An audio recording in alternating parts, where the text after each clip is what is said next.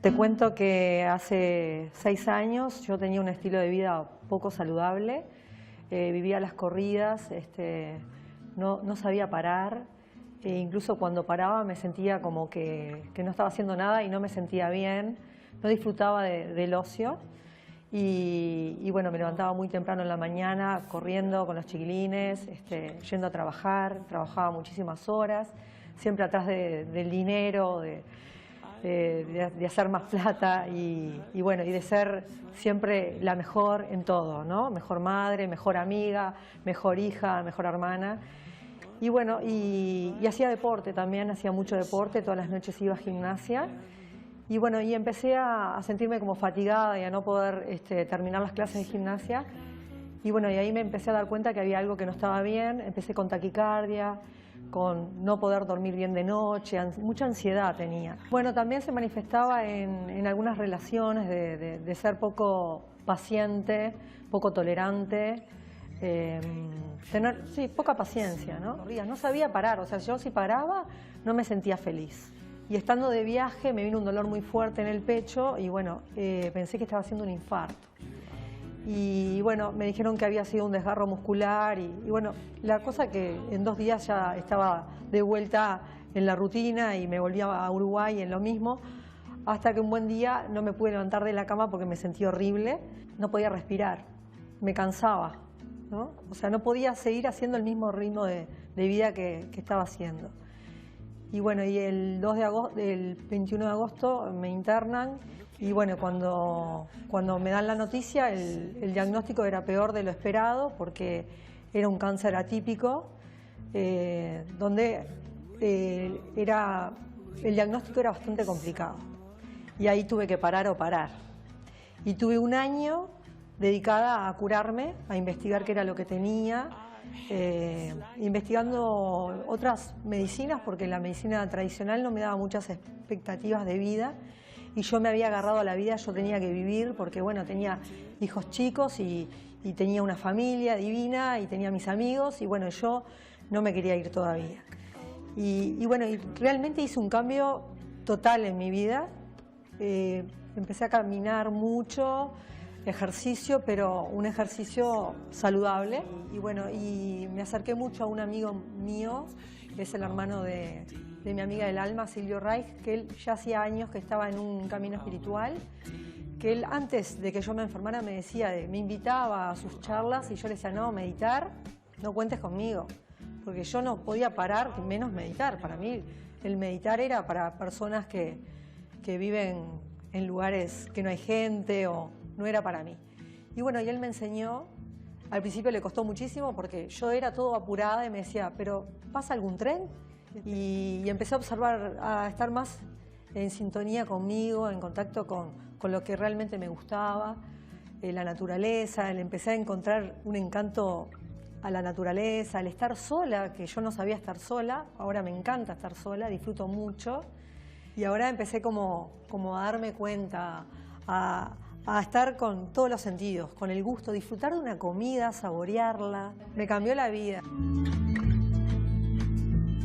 Impresionante el testimonio, porque además me parece que en todas sus palabras nos identificamos en algún aspecto, mayor o menor medida, pero todos a veces tenemos la sensación de que, che, tendría que parar un poco. En el caso de ella, el parate fue casi que forzado, fue un diagnóstico médico que la tuvo que parar. Pero qué bueno sería que pudiéramos darnos el lujo de hacer una pausa voluntaria, no por falta de otras opciones, para realmente hacer una nueva propuesta de cómo queremos vivir nuestra vida. De hecho, de eso se trata este libro. Hacer una pausa puede cambiarnos la vida, es el libro que tenía nuestro testimonio en la mano, y es el libro escrito por el amigo que ella misma cita, Silvio Reich, que nos acompaña hoy en estudio. Gracias por estar aquí. Muchas gracias. Y nos acompaña también la psicóloga Leticia Brando. Muchísimas gracias a los dos. Pero buenas tardes. Buenas tardes, Victoria, a ti y a todos. La pregunta de hoy es, ¿crees que la ansiedad siempre perjudica? Podés enviar un SMS al 1212 con la palabra Boca 1 por la opción sí y Boca 2 por la opción no. También estamos esperando tus comentarios a través de nuestro mail a estabocasmia@tele12.com y a nuestro Twitter @estabocasmia12. Está a tu disposición también nuestro Facebook estabocasmia12 y estamos esperando tus comentarios para leerlos al aire en pantalla. Para eso tenés que mandar un mensaje de texto con la palabra Boca, después dejás un espacio, pones tu comentario y lo mandás al 1212. Bien. Nosotros hace un tiempo hicimos un programa donde analizábamos el estrés y encontrábamos, los especialistas nos informaban de algunos elementos que son hasta positivos y que el estrés tiene una función que nos ayuda en la vida. Habrá que ver, y esto nos lo podrá decir la psicóloga invitada, si pasa lo mismo con la ansiedad. Pero antes, al autor del libro, Silvio Reich, qué calmo que es usted. ¿Siempre está así? Sí. ¿Siempre está así? Bien.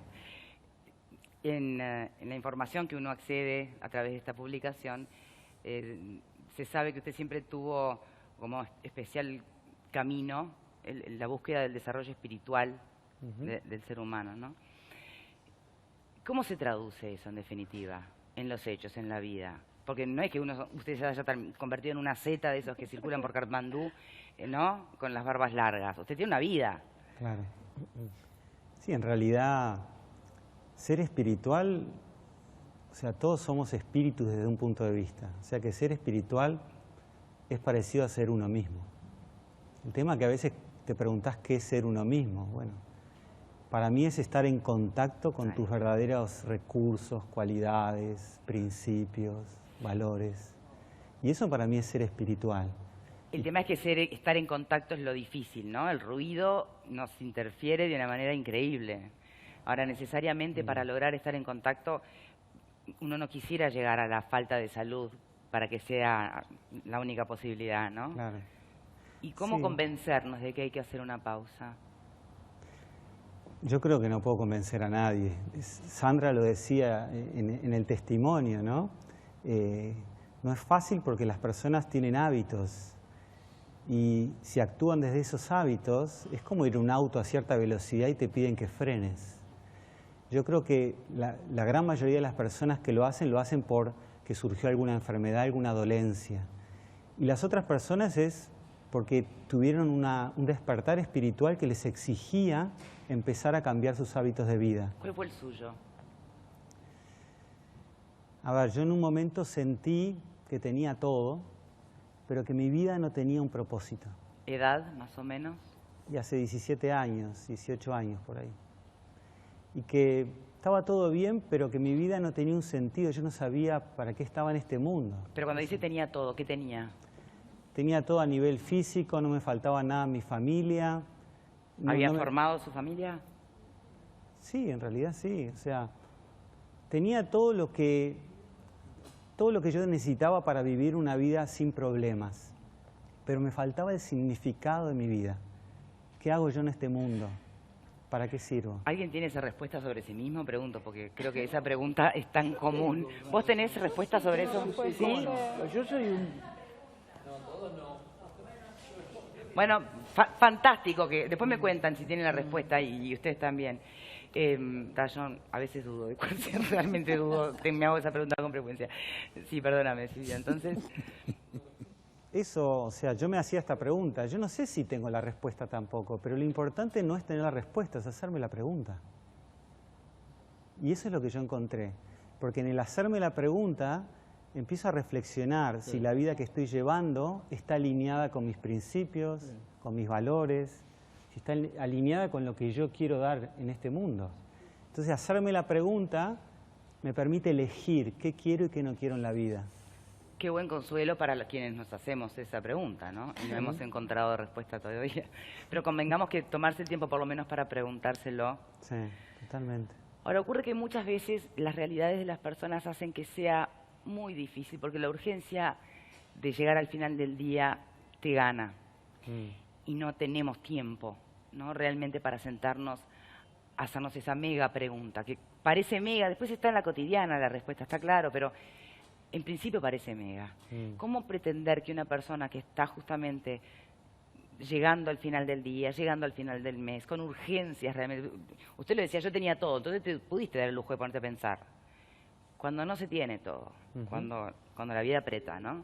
Ahí, ¿cómo se hace una pausa? Mira, yo creo que podemos utilizar los momentos, esos momentos yo les llamo momentos de tránsito en el libro, en los cuales nosotros tenemos que, por ejemplo, esperar. Por ejemplo, yo estoy en la consulta, un médico me dice tiene que esperar un rato antes de entrar a la consulta, o estoy esperando en la parada del ómnibus. En esos momentos en los que aparentemente yo no tendría nada más que hacer que esperar, puedo aprovecharlos para mi beneficio y preguntarme, por ejemplo, cómo estoy, cómo me siento, en vez de estar usando, no sé, un teléfono celular o leyendo algo, entreteniéndome con algo externo. Yo me acostumbré a, cada vez que tengo una de esas pausas, hacerme una pregunta. ¿Cómo estoy? ¿Qué necesito? ¿Qué siento? Ahora, requiere un poder esto. Yo tengo una pregunta, discúlpame. ¿Y cuál es el poder? Si, por ejemplo, ¿cuál es el poder? ¿Qué poder requiere? Claro, porque una cosa es saber lo que me hace bien hacerme estas preguntas, pero el poder es la fuerza interior para saber que dentro de esa pregunta hay un beneficio. ¿Cuál? El estar prestándome atención a mí mismo y empezar a conocerme más. ¿Y qué pasa si todas las respuestas que me hago frente a esa pregunta, como por ejemplo cómo estoy, son horribles? No importa. El gran tema acá es conocerme, ¿no? Si yo, por ejemplo, estoy con alguien todo el día y no le hago preguntas, me va a costar conocerlo. Lo mismo ocurre conmigo mismo. Si yo estoy todo el día conmigo y no me hago preguntas, me va a costar conocerme más a mí mismo. ¿Ele?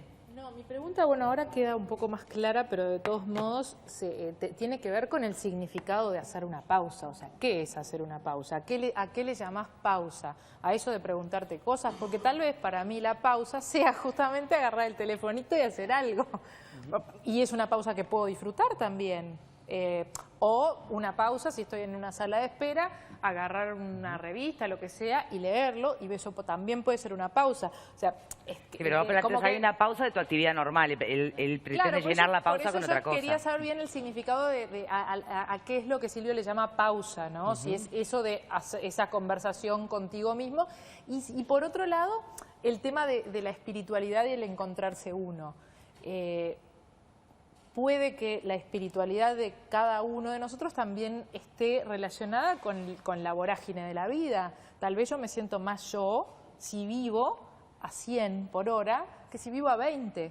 Y seguramente soy mucho más yo viviendo a 100 por hora que de repente a un ritmo que suene o parezca ser más saludable, pero bueno, para lo que es o para lo que soy yo y para lo que quiero yo y para dónde me encuentro yo, es a toda velocidad. Psicóloga. Entonces, sí, no sé, ¿cómo esto que dice todos Leonora, somos diferentes, podemos tener ritmos diferentes? Esto que dice Leonora, uno escucha por lo general que muchas veces las personas que están a 100... Como que están orgullosas, ¿no? No, a ver, no sé si... En el caso de ella sí, y nadie tiene por qué discutírselo. Pero convengamos que muchas veces las personas que han estado a 100 mucho tiempo, en realidad un día entienden que estaban escapándose de ellos mismos también, ¿no? Por eso digo, cada uno lo interpreta, pero usted, ¿cuál es la mirada desde la psicología? La mirada es que en realidad la ansiedad, hay una ansiedad general que nosotros tenemos, por ejemplo, que es natural. Por ejemplo, tenés una primera cita con alguien, estás ansioso a ver cómo te va. Tenés, yo qué sé, vas a hablar en público, vas a dar una conferencia, ansioso, eso es totalmente normal. Y luego una ansiedad que está muy generalizada hoy por hoy, que está muy de moda, como los ataques de pánico, como el TOC, que hasta hay una obra de teatro, ¿no? El trastorno obsesivo compulsivo, como la ansiedad generalizada, que tenemos ansiedad siempre. Por ejemplo, voy ahora a la tele, voy a salir en esta boca, mira, estoy nerviosa, ¿cómo saldré? Sudoración, taquicardia. Cuidado el micrófono.